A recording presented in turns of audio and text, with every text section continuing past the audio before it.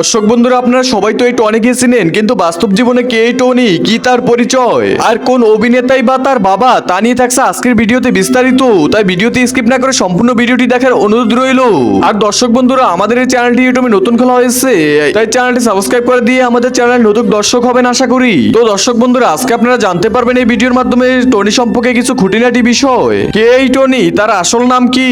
টনির পুরো নাম হলো টনি শেখ, কিন্তু বাস্তব জীবন বা মিডিয়া জগতে তিনি টনি নামেই সবার কাছে পরিচিত। আপনারা সবাই জেনে থাকবেন তিনি পল্লীগ্রাম টিভির একজন জনপ্রিয় অভিনেতা। তিনি তার সুন্দর অভিনয় দিয়ে হাজার হাজার দর্শকের মনে জায়গা করে নিয়েছেন। টনি খুবই একটা গরিব পরিবারের ছেলে, তার বাবা একজন দিনমজুর। টনি বর্তমানে তার গ্রাম্য একটি কলেজ দিয়ে অনার্স সেকেন্ড বর্ষে পড়ে।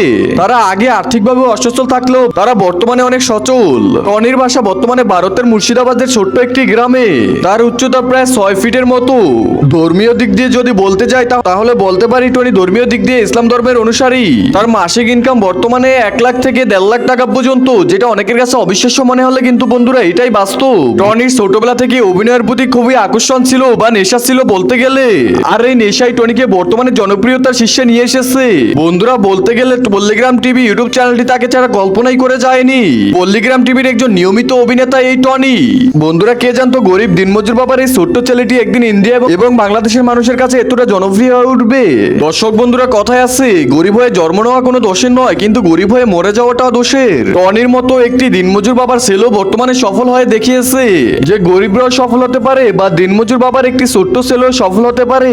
টনির এই সফলতা থেকে আপনারা আমার অনেক কিছু শেখার আছে। তো দর্শক বন্ধুরা, এই ছিল আমাদের আজকের ভিডিও। পরবর্তী ভিডিওতে আপনারা কোন অভিনেতার লাইফস্টাইল সম্পর্কে জানতে চান তা সবাই কমেন্টে বলে যান। আর আমাদের ভিডিওটি ভালো লাগলে ভিডিওতে একটি লাইক দিয়ে চ্যানেলটি সাবস্ক্রাইব করে দিয়ে যান।